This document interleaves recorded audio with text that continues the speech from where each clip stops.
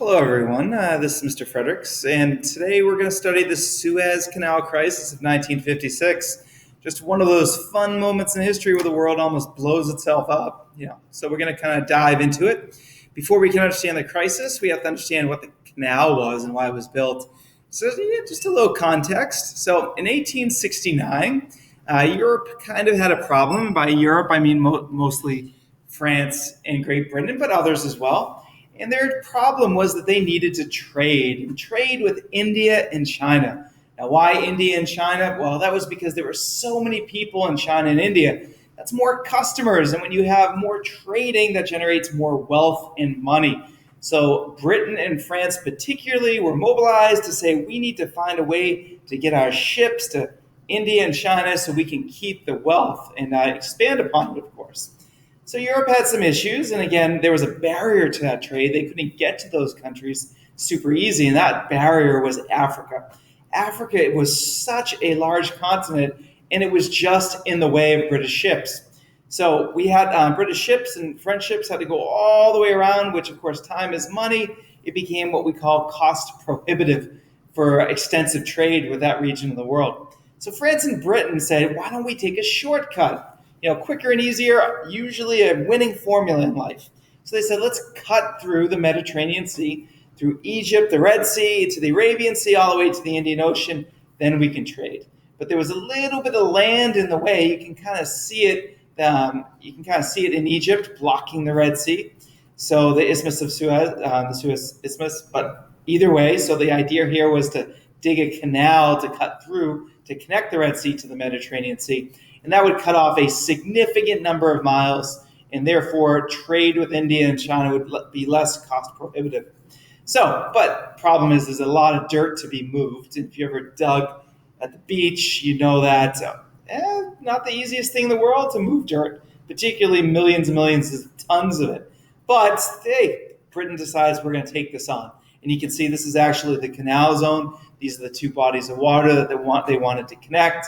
For the most part. So it's going to take 10 years, and it's going to take 1.5 million workers and a whole lot of money, but the British and the French actually get it done. They dig the canal, they connect those two bodies of water, and this is what it kind of looks like today, as you can see. So that would be the Suez Canal.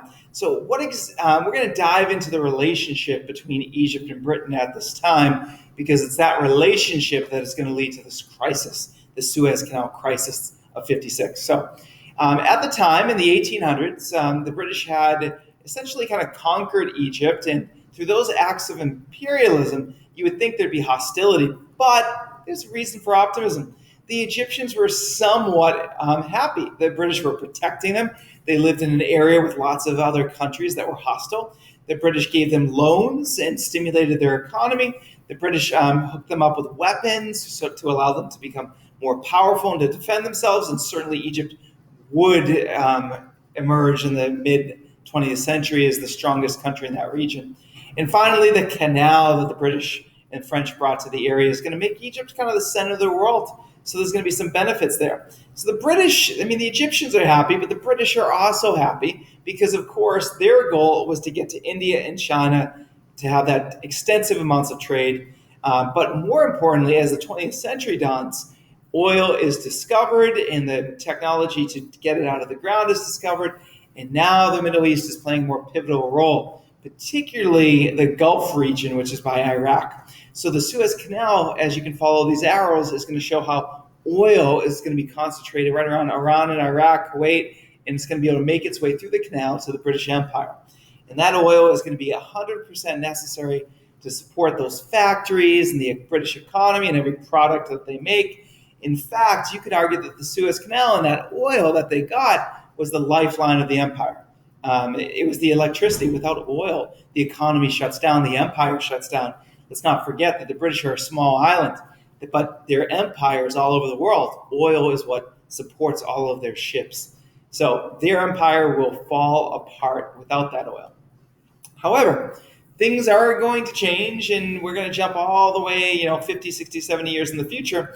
Right before 1945, the British and the Egyptians still had that strong relationship. But after 1945, something is going to change that's going to start these two down the road of the Suez Canal crisis that we're talking about. And that's going to be the Holocaust. The Holocaust, of course, is a tragedy of 6 million Jewish members of the world dying in acts of genocide by Hitler's Nazi party in Germany. So the Holocaust is going to change something because for the last 50 or 60 years, there had been a movement called Zionism. And Zionism was a movement to establish a homeland for the Jewish people of the world. The Jews of the world had been spread everywhere, and as minorities in so many countries, they had been abused by the majorities. So many people said the Jews will never be safe unless they have their own country to defend themselves. So Zionism, though, was never that successful. The world did not support it in its movement to establish a homeland, in part because of selfishness and self-interest, but also anti-Semitism. But after the Holocaust, the world now had this collective interest to make sure the Jewish people of the world were safe, this collective empathy and caring that was at a height. And so suddenly now the world, led by maybe the British, maybe the United States, and certainly the United Nations, was we have to find these people a homeland. So where is it going to go? They explored lots of options, including Madagascar, but ultimately the old biblical homeland in right around where Palestine is going to be selected by the United Nations. But it gets a little complicated because there were already lots of people living there. So just to take that land would be complicated. Not enough room for everybody who wants it, which is true of pretty much all land. So the United Nations comes up with a partition plan, a compromise. And specifically, it took this land of Palestine, which had already been divided previously into the remaining land and then Jordan, Transjordan. But now the remaining land, known as Palestine, the United Nations said, let's split it up and we'll give half to the Jews that want it and half to the remaining people there that want it, predominantly Muslim. That was the partition plan. On the right, you can see it, the more shaded region being what would go to Israel, and the lighter region going to the kind of the Muslim peoples that lived there. So at this point, though, the people living there in the surrounding Muslim neighborhoods said, no, this is going to displace the Palestinians that live here. The Jews cannot have this land. And of course, the argument was made. The Jews were saying, no, we had this land before you. It's rightfully ours. And of course, the Palestinians that live there said, no, it's rightfully ours. And there was that debate. But the Palestinians of the area rejected it, said, no, UN, we're not going to divide up this land. The Jews cannot have it. The Jews accepted it and started migrating by the hundreds of thousands to accept the UN's offer, this proposal. So as they came in, the Palestinians began to flee. And they basically feared the Jews coming in and feared the beginning of the foundation of this country. That's going to be known as Israel in 1948. Now, to support the fleeing Palestinians, again, predominantly Muslim, the surrounding countries around this new country of Israel are going to physically attack Israel and invade. I think there were 7 countries total, but I think 5 countries, Egypt, Saudi Arabia, Jordan, Lebanon, and Iraq actually and Syria sent troops in. I think Iraq just monetarily supported the invasion. Now, that said, they're going to invade 5-on-1, 7-on-1. The world is like, there's no way Israel can survive, but Britain and even the United States ends up supporting Israel with weapons and funding, and Israel dominates the 1948 war. It lasts upwards to a year, but ultimately they beat back and defeat the 5 invading nations, the 7 overall. And this is the point where we really start setting up the Suez Canal crisis, which is going to happen 8 years later. So a guy named Nasser is going to be in charge of Egypt at this point, and he blames Britain for Israel, for the establishment of Israel, the defending of Israel, for Egypt's loss in the 1948 war. And the relationship between Britain and Israel, which had been strong for so long, now deteriorates. Nasser's angry. His number one enemy is Israel. He's threatened to wipe it off the face of the earth. It had no right to exist, and Britain is to blame. So as of 1955, Egypt is very angry. Nasser is very angry with Britain. There's a lot of lingering resentment about the imperialism that Egypt went undergoing from the British. It was British imperialism, but mostly because of Israel. So what ends up happening? Well, as of 1955, Egypt needs weapons, of course. And, with the threat of Israel nearby, Egypt wanted weapons. Britain's not going to supply them because, of course, Britain's supporting Israel and their relationship is hostile. So what does Egypt do? They buy the weapons from the Soviet Union, the enemy of Britain in the Cold War context. Now, the British are angry about this. You're becoming best friends now with the Soviet Union. But also, as of 1956, Nasser did another negative thing in regards to the British in the Cold War. They actually recognized Red China. They started diplomacy with Red China. You have to remember, the United States and Britain were very much in favor of the two China policy, where they supported nationalist China, which was living off of Taiwan at this point. And they supported Taiwan getting all that land back. But now Egypt was becoming friends with Red China.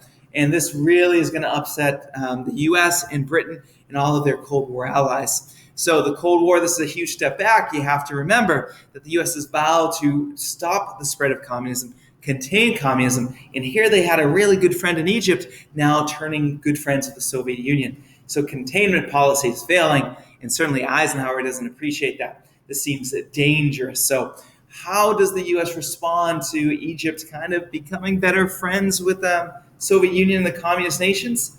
Well, of course, they go through their pouting stage. But then it turns practical. The U.S., to punish Egypt, actually stops giving money to Egypt, or what we call foreign aid. Now, the real practical specific is Egypt desperately was trying to build a dam called the Aswan Dam.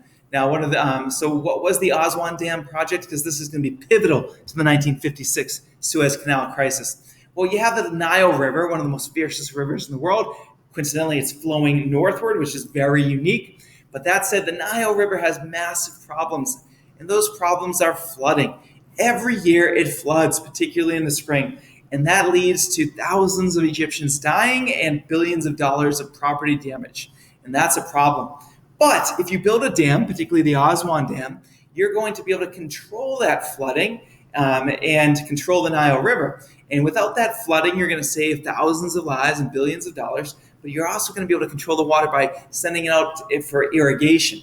And by irrigation now, that of course is going to lead to wealth and food and fight the battle of poverty and malnutrition in Egypt.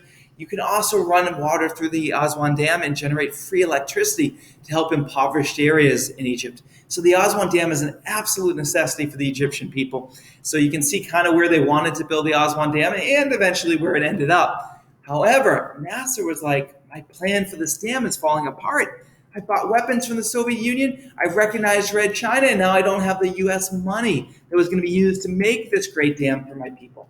So there's no Aswan Dam. Nasser's like, well, what do I do now? I need money. And he starts looking around. How can I get money now that the U.S. and British aren't going to hook me up? And the answer he comes up with is, the most valuable moneymaker I have is the Suez Canal. The whole world wants to use it. It's like the big shortcut around Africa. I can charge people to go through it, and I will make bank. I will make money. So as of 1956, Nasser has a tough decision to make because, of course, the British own the canal at this point. So what he decides to do is he's going to kick the British out, and he's going to take the Suez Canal. This process of taking land owned by foreigners in your country is called nationalization. Technically legal, but certainly it doesn't make you any type of friends if somebody else purchases land and builds $1 billion dam on their property, and then you just take it. It's certainly going to create some conflict. So at this point, Nasser takes it, creates world controversy, and starts using the canal fees to fund the building of the Aswan Dam. So Britain at this point's got some issues. Technically, nationalization is legal, but it does seem kind of unfair. And their pride is hurt. Remember, they just defeated Hitler, right? And now all of a sudden they can't stand up to what was a third world country of Egypt. They look weak to the world. Everybody knows once you look weak, people don't respect you. And finally, they're losing a lot of money that would have come out of the Suez Canal. So the lesson of World War II is you can't appease an aggressor. You can't appease communism or even Egypt. So Britain's like, we can't let this happen. If we do, everybody's going to keep pushing us around. We built it. We deserve the money from it. We deserve ownership. But truly the greatest fear of the British, now that the Suez Canal had been nationalized, was what happens if World War III breaks out? We need the Suez Canal in order to secure oil for all of our Navy, all of our military, all of our factories. And if we don't get that oil, if the Suez Canal gets shut down because Egypt is siding with the Soviet Union, we are in trouble. Our empire will be worthless and vulnerable. So Britain's like, we can't have this. We need control of the canal, or at least we need international control of it. We can't let Nasser or Egypt have it. So what should the British do? They do just want to take it back by force. They could do that, but then they would be perceived as another Hitler. Nasser had basically said when he took back the canal, it was an act of anti-imperialism, not imperialism. Why should the British own a piece of Egypt? Why should the British own the most valuable piece of Egypt? The Egyptians should own it. So the world actually kind of applauded this move. So Britain's going to need an excuse to invade that doesn't make it look like an invader. And the excuse comes up, and it's going to be Israel. Let me explain. 1956, Nasser takes the Suez Canal, but then he makes a decision that's going to be a decision of consequence. Nasser's sworn enemy is Israel. Israel, it has promised to wipe off the face of the earth. It's a holy war. So at this point, the Suez Canal is opened up for everybody to use except Israel. Israel is the one country in the world that Nasser says can't use it. So, but also, I mean, if you look at the Straits of Tiran, that is, if you look right now, this is the Red Sea, and it breaks off into these two waterways. And Israel can actually access this waterway. But Egypt has control of this area, and they've shut it down. And now that Egypt has shut down the Suez Canal, Israel has no way to trade with India, China, or anywhere in the Indian Sea. And that will be economically disastrous. If Israel can't trade, they will become weak. And if they become weak, they will be conquered in no time. So no trade means Israel is done. Israel cannot survive without access to the Red Sea. So Israel comes up with a secret plan with Britain and France. They all get together and they say, all right, we need to take back the Suez Canal. We can't allow this, but we can't seem like invaders. So what do we do? So the plan was Israel will secretly, well, not so secretly, will invade Egypt. And then the world's going to be unhappy because the world doesn't like war and it will be a crisis. And Britain and France, like they've done a million times before, will then invade, but invade as peacekeepers, as heroes, to basically stop Israel and Egypt from killing each other. So when France and Britain invade Egypt, they will tell both sides to back up. They'll be completely neutral, and they'll take over the Suez Canal, and they'll say, listen, from now on, this needs to be held by peacekeepers and by the UN, and everybody should be friends. That's the plan. So either way, that's the goal, so that then Israel, Britain, and France can all use the canal, and it'll be safe. But in reality, what happens is Israel invades and starts the war. The world gets angry. Israel dominates the war. Britain and France then invade, and they seize the canal as peacekeepers and tell everybody to back up. But Egypt sees through this ruse, and they actually attack Britain and France too.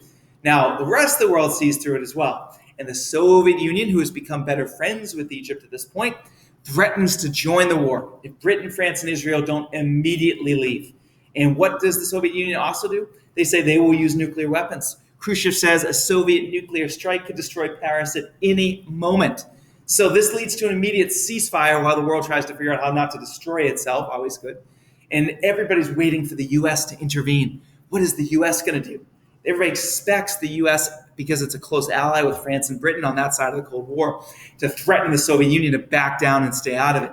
And if the Soviet Union uses nuclear weapons, then we're going to use nuclear weapons, and that will get the Soviet Union to back down. Well, that's the expectation. But in reality, Eisenhower thinks about it, and his number one thought is, I don't know if I want to go to nuclear war over the Suez Canal. Is it that important? Number two, Eisenhower says, if we start threatening nuclear war over Britain and France taking the Suez Canal, if we side on the side of Israel, the rest of the Middle East, which almost has a monopoly on oil, is going to move away from the U.S. So we can't side with Israel. The Middle East will get angry and will push the Middle East into Soviet arms, and that'll be a huge failure. Also, Eisenhower is just kind of mad and grumpy. He's like, Britain, France, and Israel, you invaded this area without involving me? I'm the captain of the team. I'm the coach. I'm the good guy. You guys cut me out of this. So the U.S. was a little frustrated that in the middle of the Cold War, Britain and France acted without us even knowing. So Eisenhower does not act here. He does not help. He does not threaten the Soviet Union. He actually takes the side of the Soviet Union and says, Israel, Britain, and France, you need to get out of Egypt. So the conclusion is Britain, France, and Israel have to withdraw because they don't have U.S. support. And so it's an international embarrassment for Britain and France in the West, but also the U.S. because, again, we're kind of the captain of that team. The Soviet Union looked like a hero. Here they were defending an ally of Egypt, preventing imperialism, preventing Britain and France from conquering. But it's a huge propaganda win because the Soviet Union is, I told you we're the good guys and the US is the bad guy. So not so good. The French and the US relationship never really recovers. The French loved the US because the US saved them in World War II. And after the Suez Canal crisis, with the Soviet Union threatening to blow up Paris, the US didn't have France's back. So that it's this feeling of betrayal has never fully left. There's always been a little tension between the French and the American people ever since. Also, France learned it couldn't entirely rely on the US nuclear weapons, so it began to work on its own nuclear weapons. It's going to get nuclear weapons 4 years later in 1960, and the world has expanded with its nuclear powers. Now, what's the consequence? Well, I would say, number one, the Suez Canal is literally lost forever, and Egypt has control of it. But the biggest fear is that Egypt would shut it down and not allow the rest of the world to use it has never come to fruition. But that was a legitimate fear at the time. Number two, the U.S. looked weak. We didn't stand up for our allies, and that's going to be a lack of confidence. That everybody was counting on the U.S. to defend them, and we didn't in this case. Weakness encourages aggression, and that's going to happen when the U.S. looked less strong, unwilling to defend its allies, unwilling to stand up to the Soviet Union and its bullish tactics. The Soviet Union is going to be emboldened, and Khrushchev is going to act tougher, and that's going to be a thing. Because the U-2 incident, the Berlin crisis, and then, of course, the Cuban Missile Crisis, and that's going to be a problem. So there are consequences to the U.S. backing down here. Number three, another consequence is communism is going to spread. The Soviet Union, Egypt, and some of the Middle East is going to be much closer, and that's going to be a long-term issue. Number four consequence here is the U.S. did betray our allies, and they will lose faith in the United States, which there'll be consequences for that. And finally, this thing called nuclear blackmail is up. We've talked previously about Eisenhower having not a monopoly, but a dominance in the nuclear weapons area, and Eisenhower using brinkmanship and massive retaliation to dominate the Cold War in the 50s. But now the Soviet Union was playing the same game, and they're going to begin to use nuclear blackmail, threatening the U.S. with nukes to see if the U.S. will keep backing down. And that's going to raise tensions and make the Cold War the worst it will ever be from 56 to 62. So that is a problem that we have enabled and empowered Khrushchev to know that he can just threaten us with nuclear weapons and he'll get what he wants. So that's a problem with this. Now, nuclear blackmail will again come to its peak during the Cuban Missile Crisis. We'll get to that. Now, on the other hand, you could say that this was a win and we didn't have nuclear war. Eisenhower, this could have easily slipped into nuclear war. The Soviet Union blowing up Paris as they threatened, the U.S. blowing up everything else, and millions could have died. However, Eisenhower backed down and therefore avoided this controversy, this crisis. So the Suez Canal crisis could have led to nuclear war, but didn't. So ultimately, the Suez Canal crisis of 1956 had lots of consequences, but in the end, nobody directly died, and that would be a positive thing. So look for your assignment in Google Classroom, and enjoy the rest of your day.